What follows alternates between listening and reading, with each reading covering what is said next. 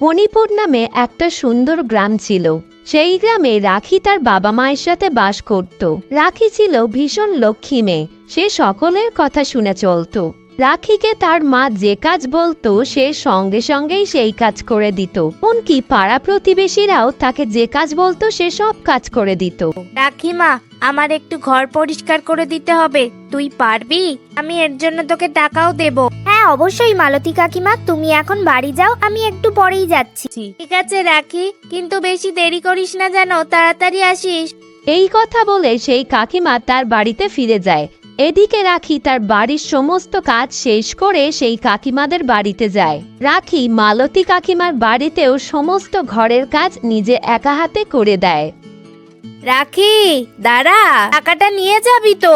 ঠিক আছে কাকিমা, কোনো তাড়া নেই, আপনার সময় মতো আপনি দেবেন। ঠিক আছে তাহলে, তোর সময় মতো তুই এখান থেকে নিয়ে যাস। আসছি কাকিমা, কাজ আছে। পর রাখি নিজেদের জমির গাছগুলোতে জল দিচ্ছিল।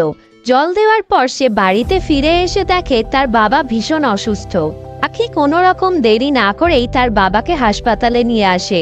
বাবা, তুমি কোনো চিন্তা করো না, তুমি সুস্থ হয়ে যাবে। আমিও তাই চাই রে মা। শুনুন, আপনার বাবার অপারেশনের জন্য এখনই 1,00,000 টাকা জমা করতে হবে। টাকা না দিলে আমরা অপারেশন শুরু করতে পারছি না। বলছি যে আমি কি কয়েকদিন বাদে টাকাটা দিতে পারি? না ম্যাডাম, আপনাকে এখনই জমা করতে হবে, নইলে অপারেশন থিয়েটারে নিয়ে যাওয়া যাবে না। আমার কাছে তো এত টাকা এখন নেই, আমাকে দয়া করে একটু সাহায্য করুন না। আমার কাছে এখন 5,000 টাকা আছে, এই টাকাটা দিয়ে আপনি কি ট্রিটমেন্ট শুরু করতে পারেন? সরি ম্যাডাম, এটা হাসপাতালের নিয়ম, আমি ভাঙতে পারবো না। রাখি এইসব কথা শুনে ভীষণ চিন্তায় পড়ে যায় আর মন খারাপ করে দাঁড়িয়ে থাকে। আচ্ছা ম্যাডাম, আপনার কাছে যা টাকা আছে আপনি এখন দিন, আবার পরে আস্তে আস্তে দিয়ে দেবেন। দিদি, আপনাকে অনেক ধন্যবাদ। রাখি হসপিটাল থেকে বেরিয়ে বাড়ির পথে যাওয়ার সময় ভাবতে থাকে কিভাবে সে টাকা জোগাড় করবে। এখন আমি কি করব? কোথা থেকে এতগুলো টাকা জোগাড় করব? রাখি জঙ্গলের মধ্যে একটা পাথরের ওপর বসে এই সব কথা ভাবতে থাকে। টাকার জোগাড় করতে না পারার জন্য রাখির নিজের ওপর ভীষণ রাগ হয়। তারপর সে মাটি থেকে একটা পাথর তুলে দূরে ছুঁড়ে ফেলে দেয়। পাথরটা মাটিতে ফেলার সাথে সাথেই এক অদ্ভুত ঘটনা ঘটে। ধন্যবাদ মেয়ে, আমি এই পাথরের মধ্যে অনেক বছর ধরে আটকে ছিলাম।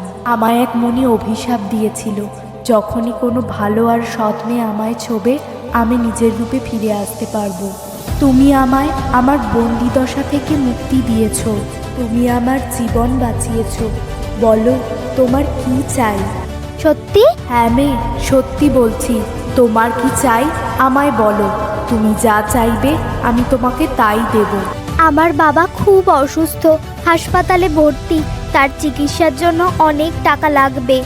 চিন্তা করো না, আমি তোমাকে সাহায্য করব। কিন্তু আমি তোমার কাছে সাহায্য কিভাবে নিতে পারি? তুমি আমাকে আমার বন্দিদশা থেকে মুক্ত করেছো, তার পরিবর্তে এই সামান্য টাকা তো কিছুই না। ধন্যবাদ ছাড়া তোমাকে দেওয়ার মতো আমার কাছে আর কিছুই নেই পরি। আমায় কিছু দিতে হবে না, তুমি যা করেছো এটাই আমার জন্য অনেক।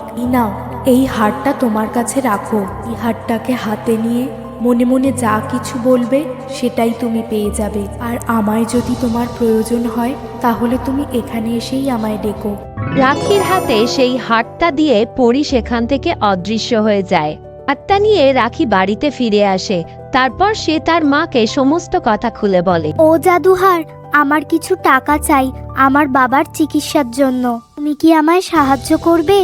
এই কথা বলতেই ঘরের মেঝে অনেক টাকা চলে আসে।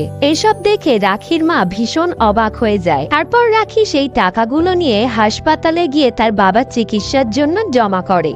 হাসপাতাল থেকে বেরিয়ে রাখি আবারও সেখানে যায় যেখানে কালকে তার পরীর সাথে দেখা হয়েছিল। এ মনে মনে পরীকে ডাকে আর পরী সাথে সাথেই এসে হাজির হয়।